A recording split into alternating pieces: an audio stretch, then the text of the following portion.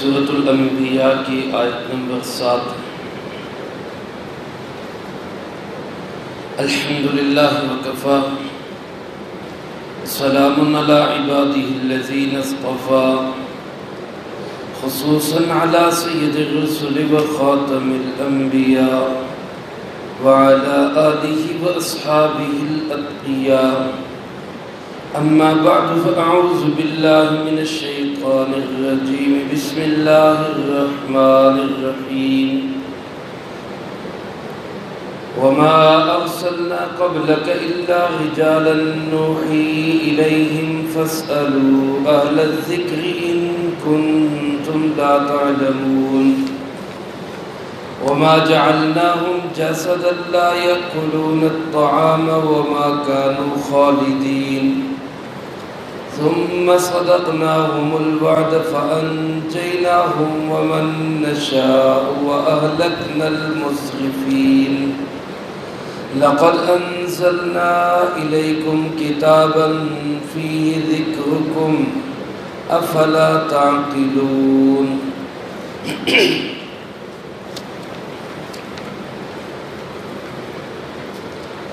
وما ارسلنا قبلك الا رجالا، اور نہیں بھیجے ہم نے آپ سے پہلے مگر مرد ہی، نوحی الیہم ہم ان کی طرف وحی بھیجتے، فاسألوا اہل الذکر بس تم پوچھ لو جاننے والوں سے، ان کنتم لا تعلمون اگر تم نہیں جانتے، وما جعلناہم جسدا اور ہم نے ان کو ایسے اجسام نہیں بنایا، لا یأکلون الطعام کہ وہ کھانا نہ کھاتے ہوں، وما کانوا خالدین اور نہ ہی وہ ایسے تھے کہ ہمیشہ رہنے والے ہوتے، ثم صدقناہم الوعد پھر ہم نے ان سے کیا ہوا وعدہ سچ کر دکھایا، فانجیناہم اور ہم نے ان کو نجات دی، ومن نشاء اور جن کو ہم نے چاہا ان کو نجات دی، وَأَهْلَكْنَا الْمُسْرِفِينَ اور حد سے تجاوز کرنے والوں کو ہم نے ہلاک کر دیا۔ لَقَدْ أَنزَلْنَا إِلَيْكُمْ كِتَابًا یقیناً ہم نے اتاری تمہاری طرف ایسی کتاب، فیہ ذکرکم جس میں تمہاری عزت اور شرافت ہے، افلا تعقلون کیوں نہیں تم لوگ سمجھتے۔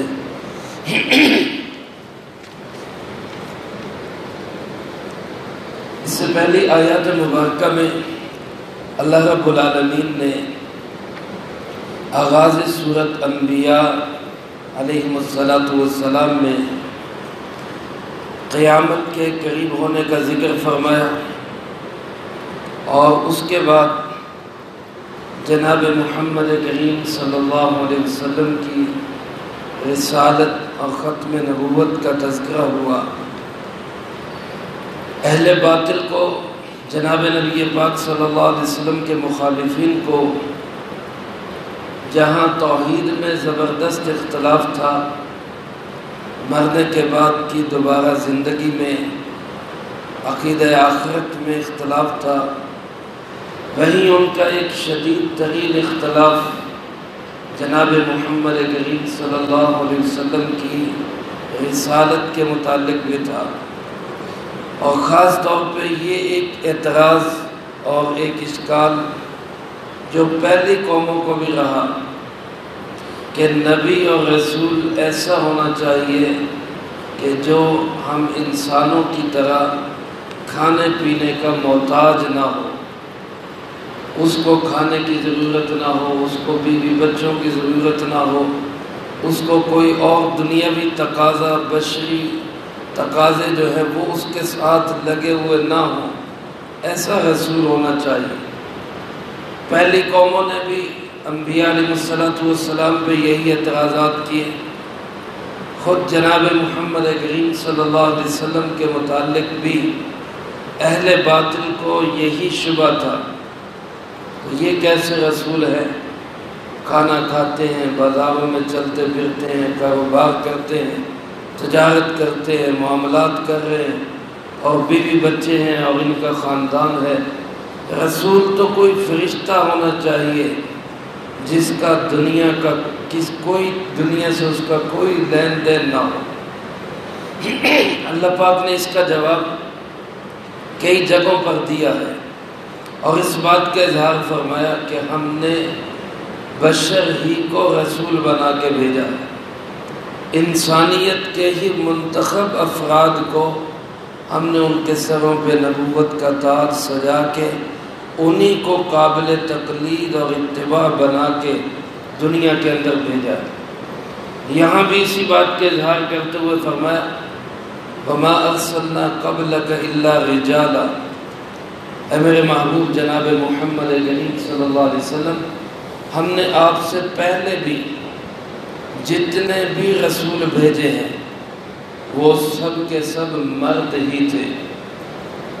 اس میں میرے عزیز دوستو اگر آپ غور فرمائیں تو اللہ رب العزت نے بڑے واضح انداز میں اس حقیقت کو واشگاف کر دیا ہے کہ جناب نبی پاک صلی اللہ علیہ وسلم کے بعد کسی قسم کا کوئی رسول نہیں، اس لیے کہ اگر آپ کے بعد نبوت کا سلسلہ جاری ہوتا تو پھر یہاں الفاظ یوں بھی ہونے چاہیے تھے وَمَا أَرْسَلْنَا قَبْلَكَ وَبَعْدَكَ، اے میرے محبوب صلی اللہ علیہ وسلم آپ سے پہلے اور آپ کے بعد ہم جس کو بھی نبی بنا کر بھیجیں گے وہ مرد ہی ہوگا، لیکن یہاں صرف قبلک کا ذکر ہے، بعدک کا کوئی ذکر نہیں۔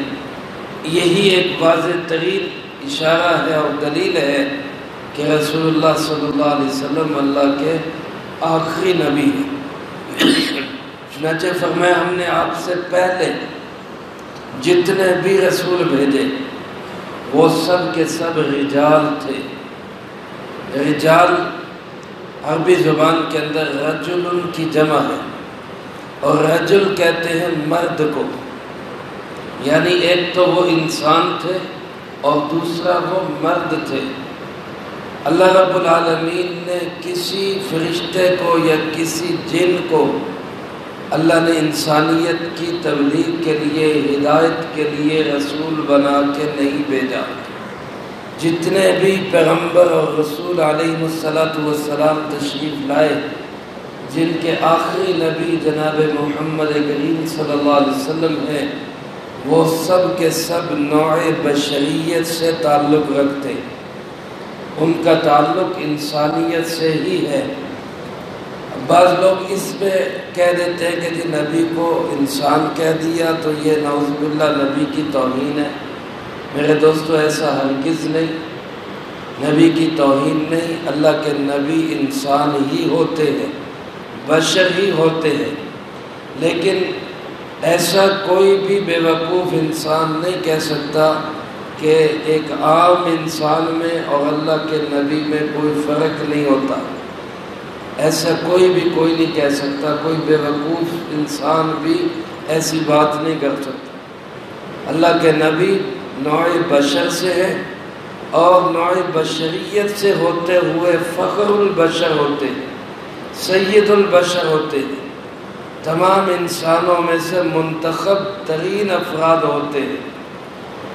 اس کو اگر ہم مثال سے سمجھنا چاہیں تو اس کو یوں سمجھ سکتے ہیں کہ ہیرا بھی ایک پتھر ہے اور ایک عام پتھر بھی پتھر ہوتا ہے، تو پتھر ہونے میں دونوں میں کوئی فرق نہیں ہے، لیکن کوئی عقل مند انسان یہ نہیں کہہ سکتا کہ ہیرے میں اور عام پتھر میں کوئی فرق نہیں، دونوں ایک جیسے ہیں۔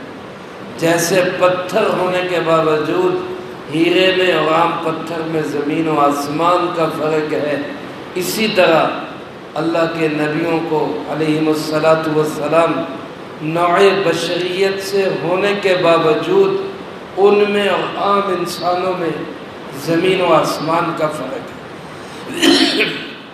تو اللہ پاک ارشاد فرماتے ہیں ہم نے آپ سے پہلے جتنے بھی رسول بھیجے ان سب کا تعلق نوع بشریت سے۔ پھر نوع بشریت میں عمومی طور پر دو صنفیں ہیں، ایک مرد ایک عورت۔ اللہ پاک نے اس حقیقت کو بھی واضح کر دیا کہ ہم نے مردوں کو ہی نبی اور رسول بنا کے بھیجا ہے، کسی عورت کو ہم نے منصب نبوت اور رسالت پہ فائز نہیں کیا۔ یہ ایک حقیقت ہے میرے عزیز دوستو۔ جمہور علماء اسی بات کے قائل ہیں کہ کسی عورت کو اللہ پاک نے منصب نبوت اور رسالت عطا نہیں کیا۔ نبوت اور رسالت کا منصب اللہ پاک نے صرف مردوں ہی کو دیا۔ عورتیں بڑی بڑی باکمال گزری ہیں، بہت صلاحیت والی گزری ہیں۔ جناب نبی پاک صلی اللہ علیہ وسلم نے خود ارشاد فرمایا کمل من الرجال کثیر، فرمایا مردوں میں تو بڑے باکمال مرد گزرے ہیں، لیکن خواتین میں چند ایک باکمال خواتین گزری ہیں، جن میں آپ نے سر فہرست نام حضرت عیسیٰ علیہ السلام کی والدہ ماجدہ سیدہ مریم علیہ السلام کا لیا، حضرت آسیہ فرعون کی بیوی آسیہ بنت مزاحم ان کا نام لیا، اسی طرح حضرت سیدہ خدیجہ رضی اللہ تعالیٰ عنہ زوجہ رسول صلی اللہ علیہ وسلم ام المؤمنین ان کا نام لیا، سیدہ فاطمہ رضی اللہ تعالیٰ عنہ کے متعلق فرمایا سیدۃ النساء اہل الجنہ، جنت کی ساری عورتوں کی سردار میری بیٹی سیدہ فاطمہ رضی اللہ تعالیٰ عنہ۔ حضرت اما جان سیدہ عائشہ صدیقہ رضی اللہ تعالیٰ عنہ کے متعلق فرمایا فضل عائشہ علی سائر النساء کفضل السرید علی سائر الطعام۔ عربوں کے ہاں ایک ڈش ہے، مرغوب کھانا ہے ایک، جس کو سرید کہا جاتا ہے، ہمارے ہاں اس کو صحبت کے نام سے یاد کیا جاتا ہے۔ روٹی کے ٹکڑے شوربے میں بھگو کر سرید بنائی جاتی ہے۔ عرب کے لوگ بڑے شوق سے اور بڑی ان کی مرغوب اور پسندیدہ ڈش ہے، رسول اللہ صلی اللہ علیہ وسلم کو خود بہت پسند تھی، کیونکہ یہ زود ہضم بھی ہے۔ تو آپ علیہ السلام نے فرمایا جس طرح اس کو تمام کھانوں پر اور تمام ڈشز پر فوقیت حاصل ہے، اسی طرح عائشہ رضی اللہ تعالیٰ عنہ کو اپنے کمالات میں تمام خواتین پہ فوقیت حاصل ہے۔ تو خواتین کی رسپیکٹ ہے، عزت ہے، شرف ہے، بڑی باکمال خواتین گزری ہیں، لیکن کسی عورت کو اللہ پاک نے منصب نبوت اور رسالت پہ فائز نہیں کیا۔ میرے محترم دوستو، اسی وجہ سے علماء فرماتے ہیں کہ منصب نبوت اور رسالت کی نیابت امامت صغریٰ، مصلی کا امام ہونا، کوئی عورت مصلی پہ امام نہیں بن سکتی، یہ منصب مردوں کا منصب ہے۔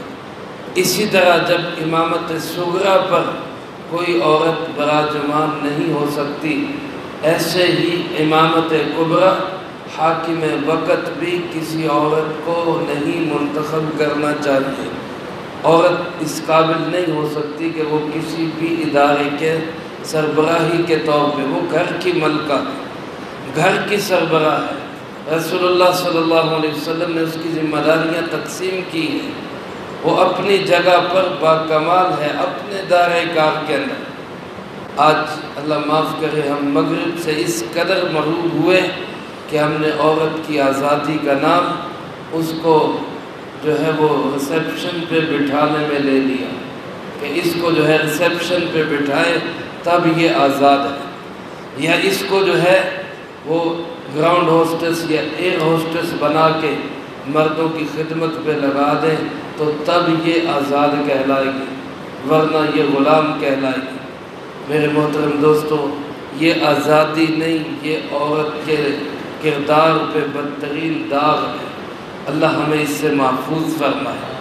اس لیے ہمیں خود اس کا جو ہے احساس کرنا ہے کہ اپنی عورتوں کو گھروں کے اندر رکھیں، اپنی عورتوں کو بلا ضرورت اور بغیر پردے کے ہم خود اس کا اہتمام کریں۔ رسول اللہ صلی اللہ علیہ وسلم نے اس کے متعلق واضح ترین ارشاد فرمائے۔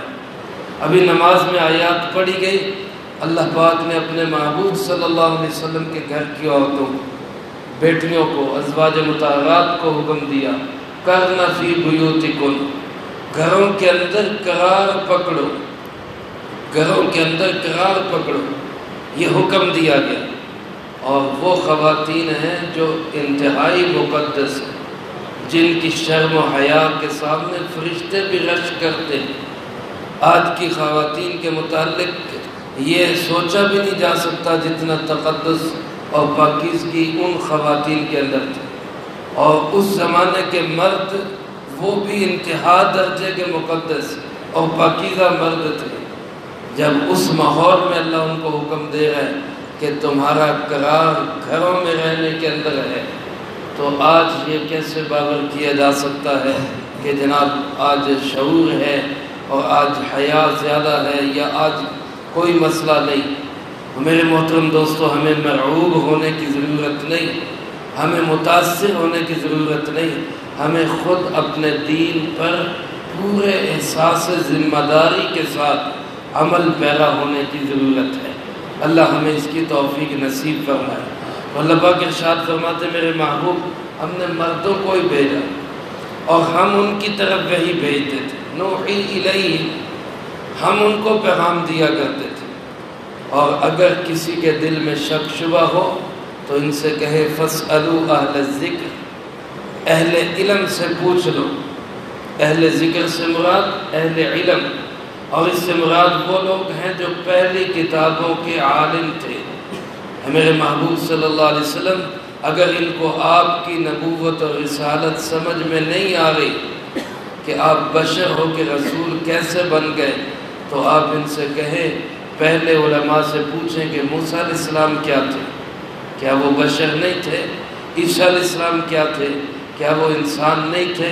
اور اس سے پہلے جتنے انبیاء علیہ السلام گزرے، کیا ان کا تعلق نوع بشریت سے نہیں تھا؟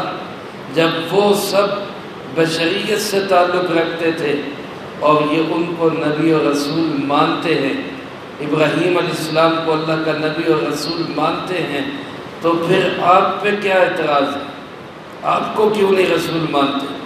تو میں ان سے کہیں اگر تمہیں نہیں پتہ تو اہل ذکر سے پوچھ لو، ان کنتم لا تعلمون۔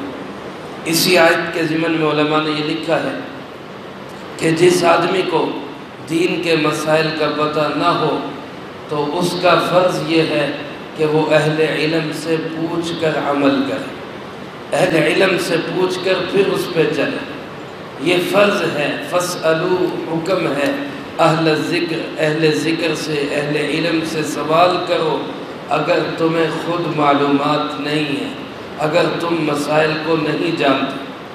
اس کے بعد اللہ پاک فرماتے ہیں وَمَا جَعَلْنَاهُمْ جَسَدًا، ہم نے کسی نبی کا ایسا جسم نہیں بنایا کہ لا یأکلون الطعام، کہ اس کو کھانے کی ضرورت نہ ہو۔ ہر نبی علیہ السلام کو کھانے کی ضرورت تھی۔ خود جناب محمد کریم صلی اللہ علیہ وسلم کو بھوک لگتی تھی۔ خندق کے موقع پر جب ایک صحابی نے بھوک کی شکایت کرتے ہوئے پیٹ سے کپڑا ہٹایا اور عرض کی اللہ کے محبوب، بھوک کی وجہ سے پیٹ پہ پتھر باندھا ہوا ہے، کمر سیدھی نہیں ہو رہی، کمر کو سیدھا کرنے کے لیے پیٹ پہ پتھر باندھا ہوا، تو جناب محمد کریم صلی اللہ علیہ وسلم نے اپنے جسم مبارک سے کپڑا اٹھایا اور فرمایا کہ تم نے ایک پتھر باندھا، میں نے دو باندھے ہوئے۔ گویا آپ صلی اللہ علیہ وسلم کو بھی بھوک لگی ہوئی تھی، آپ کی کمر بھی بھوک کی وجہ سے وہ کمزور ہو گئی تھی، تو آپ نے اس کو سیدھا کرنے کے لیے دو پتھر باندھے۔ اسی طرح روایات میں واقعہ آتا ہے، ایک دفعہ آپ صلی اللہ علیہ وسلم گھر سے ایسے وقت میں باہر تشریف لائے جو آپ کے باہر آنے کا وقت نہیں تھا۔ گلی میں آپ صلی اللہ علیہ وسلم کی ملاقات ہوئی حضرت ابوبکر صدیق رضی اللہ تعالیٰ عنہ، تو آپ نے ان سے پوچھا ابو بکر اس وقت کہاں؟ تو حضرت ابوبکر رضی اللہ تعالیٰ نے عرض کی اللہ کے محبوب بھوک اتنی شدید لگی ہوئی ہے، کئی دن سے کچھ کھایا نہیں، بھوک کی بے چینی نے گھر میں بیٹھے رہنا ناممکن کر دیا، تو گھر سے نکل پڑا، بے چین ہو کے گھر سے نکل پڑا۔ تو رسول اللہ صلی اللہ علیہ وسلم نے کیا فرمایا؟ ابو بکر میری خود کی یہی کیفیت ہے، میں بھی اسی لیے گھر سے باہر نکلا۔ ادھر حضرت عمر رضی اللہ تعالیٰ عنہ سے ملاقات ہوئی اور انہوں نے ان سے پوچھا کیا، تو انہوں نے عرض کی اللہ کے محبوب میری بھی یہی صورتحال ہے۔ تینوں جناب محمد کریم صلی اللہ علیہ وسلم اور آپ کے دونوں ساتھی کائنات کے سب سے بہترین افراد، اور صورتحال کیا ہے کہ بھوک سے بے چین ہو کے گھر سے نکل گئے۔ تو آپ نے فرمایا چلو ابو الحیثم کے باغ میں چلتے ہیں۔ ایک انصاری صحابی ابو الحیثم ان کے باغ میں چلے گئے، تو ان کے تو وارے نیارے ہو گئے، قسمت جاگ گئی۔ رسول اللہ صلی اللہ علیہ وسلم مع شیخین ان کے گھر میں تشریف لے آئے، ان کے گھر کو تو گویا چراغاں نصیب ہو گیا۔ جلدی جلدی انہوں نے کچھ کچی پکی کھجوریں، کچھ ڈوکے، کچھ کھجوریں آپ کے سامنے رکھے، اور کچھ گوشت بھونا، کچھ پکایا۔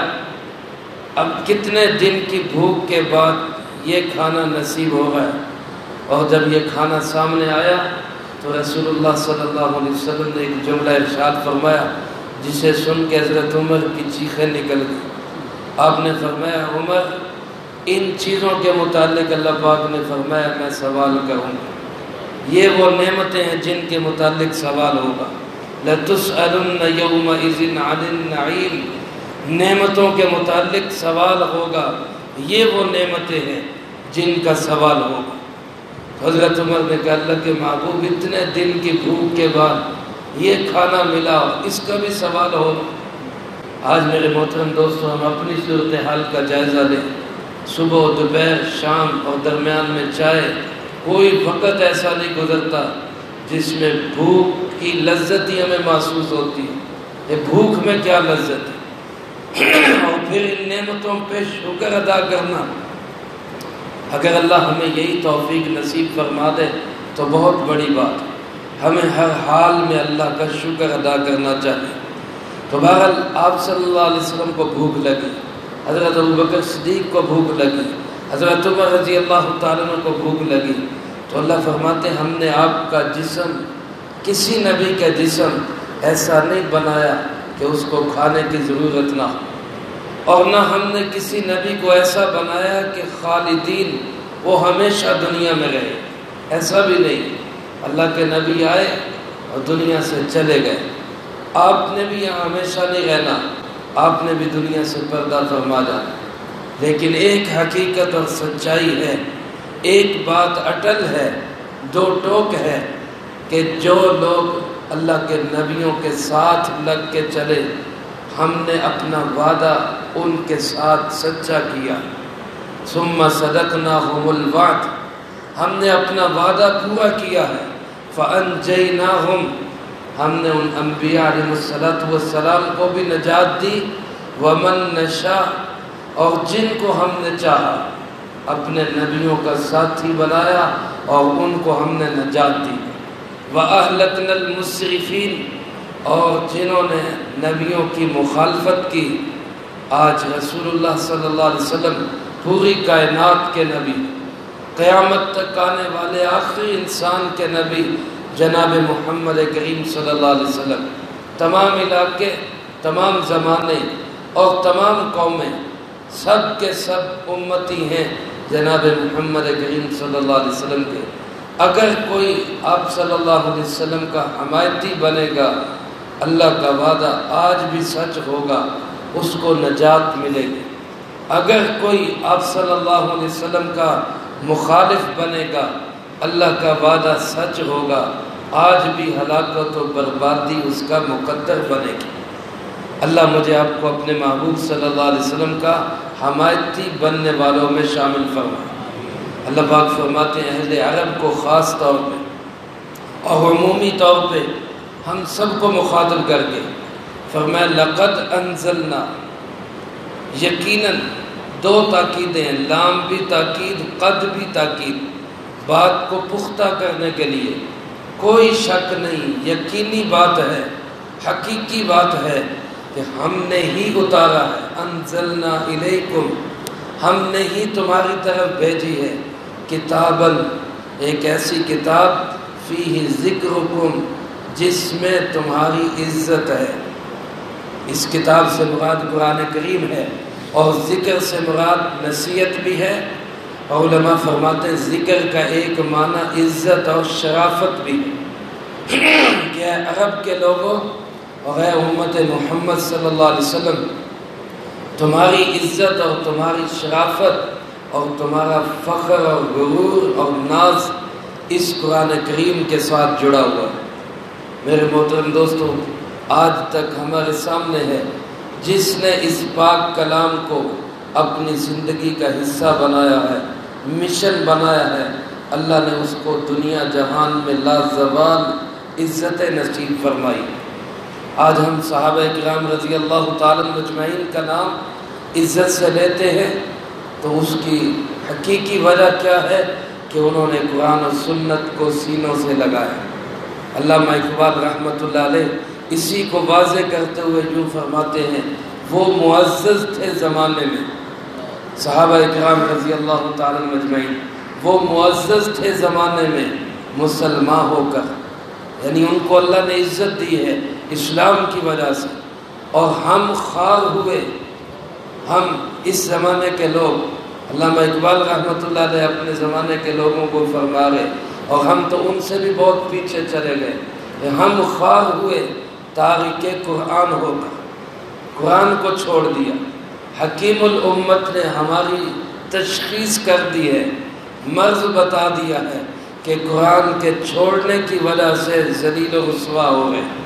ہم نہ سمجھے ہماری مرضی ہے، لیکن ایک نباز حکیم نے بات واضح کر دی ہے کہ قرآن کے ساتھ جڑو گے تو صحابہ کی طرح عزت پاؤ گے، قرآن سے منہ پھیرو گے تو دنیا آخرت میں ذلت و رسوائی مقدر بنے گی۔ اللہ ہمیں اس سے محفوظ فرمائے۔ تو اللہ پاک فرماتے ہیں فی ذکرکم، اس کتاب میں تمہاری عزت ہے، اس کتاب میں تمہاری شرافت ہے، اس کتاب میں تمہاری سربلندی ہے۔ حقیقی عزت، حقیقی سربلندی، حقیقی فخر وہ اس کتاب پہ عمل پیرا ہونے میں ہے۔ میرے محترم دوستو، اگر آج کسی کے ذہن میں آئے کہ جناب کفار کی پھر کیسے عزت ہے، آج کافروں کو ساری دنیا سلام کرتی ہے، دوسرے ممالک طاقتور ملکوں کو ہر ملک سیلوٹ کر رہے ہیں، یاد رکھیں یہ کوئی عزت نہیں ہے، یہ عہدے کی عزت ہے، یہ طاقت کی عزت ہے، یہ چند روزہ عزت ہے، یہ آج ہے کل نہیں ہوگی۔ اقتدار جب تک ہے یہ ہے، اقتدار ختم یہ ختم۔ اس کو اگر ہم سمجھنا چاہیں تو واضح ترین مثال فرعون کی اور موسیٰ علیہ السلام کی ہے۔ فرعون اقتدار والا، فرعون حاکم وقت، اور موسیٰ علیہ السلام ایک پبلک کے آدمی، رعایا کے آدمی۔ عزت موسیٰ علیہ السلام کو ملی یا فرعون کو ملی؟ اگر ہم اس کو سمجھنا چاہتے ہیں تو نمرود اور ابراہیم علیہ السلام کی مثال ہمارے سامنے ہے۔ وہ اقتدار والا ہے اور ادھر ایک غریب آدمی، ایک اللہ والا ہے۔ حضرت ابراہیم علیہ السلام، عزت کس کو ملی؟ آج بھی احترام کے ساتھ نام کس کا لیا جاتا ہے؟ دنیا آخرت میں کس کو سیلوٹ ہے؟ اور اگر اس کو ہم اور اچھی مثال سے سمجھنا چاہتے ہیں تو ہمارے سامنے واضح مثال حضرت حسین رضی اللہ تعالیٰ عنہ کی اور یزید کی ہے۔ وہ حاکم وقت تھا، وہ بظاہر جنگ جیت بھی گیا، لیکن آج بھی آپ جانتے ہیں کہ عزت، احترام، سیلوٹ کن کو ہے؟ وہ حضرت سیدنا حسین رضی اللہ تعالیٰ عنہ۔ تو میرے محترم دوستو، یہ حقیقی عزت ہے، اور یہ عزت اللہ نے جوڑی کس کے ساتھ ہے؟ کتاباً، قرآن کریم کے ساتھ۔ ایسی کتاب تمہیں دی ہے جس میں تمہاری عزت ہے، جس میں تمہارا شرف ہے۔ افلا تعقلون، کیوں نہیں تم عقل رکھتے؟ کیوں نہیں تم اس بات کو سمجھتے؟ کتنا شکوہ کر رہے اللہ رب العالمین۔ اللہ کرے اللہ ہمیں یہ سمجھ نصیب فرما دے۔ اللہ ہماری عقل میں یہ بات ڈال دے کہ ہماری عزت اور شرافت کس میں ہے؟ وہ قرآن کریم کے اندر۔ اللہ پاک ہم سب کو قرآن پاک کی صحیح سمجھ نصیب فرمائے، جو کہا سنا اس کو زندگی میں لا کے دوسروں تک پہنچانے کی توفیق عطا فرمائے۔ اللہم انت السلام و منک السلام، تبارک ربنا و تعالیت یا ذی الجلال والاکرام۔ اللہم انا علی ذکرک و شکرک و حسن عبادتک۔ اللہم احسن عاقبتنا فی الامور کلہا واجرنا من خزی الدنیا وعذاب الآخرہ۔ اللہم باقیتا کباقیت الولید، اللہم استر عوراتنا وآمن روعاتنا۔ اللہم انا نجعلک فی نحورہم ونعوذ بک من شرورہم۔ اللہم اکفنا بحلالک عن حرامک واغننا بفضلک عن من سواک۔ اللہم اکفنا کل مہم من حیث شئت ومن این شئت۔ رب ارحمہما کما ربیانی صغیرا۔ ربنا هب لنا من ازواجنا وذریاتنا قرۃ اعین واجعلنا للمتقین اماما۔ ہمارے محترم بھائی اکبر صاحب کے برادر نسبتی گزشتہ دن انتقال فرما گئے، سب حضرات دعا فرمائے اللہ ان کی کامل مغفرت فرمائے، اللہ ان کی بال بال مغفرت فرمائے، اللہ ان کی قبر کو تا حد نگاہ وسعت نصیب فرما، اگلی تمام منزلیں ان کے لیے آسان فرما، کروٹ کروٹ چین سکون اطمینان نصیب فرما۔ اے ارحم الراحمین، اے اللہ ان کو اور ان پسماندگان کو سب کو صبر جمیل نصیب فرما۔ اے اللہ ہماری دعاؤں کو اپنے فضل و کرم سے قبول فرما۔ ربنا تقبل منا انک انت السمیع العلیم وتب علینا انک انت التواب الرحیم۔ صلی اللہ علی النبی الکریم وعلی آلہ واصحابہ اجمعین برحمتک یا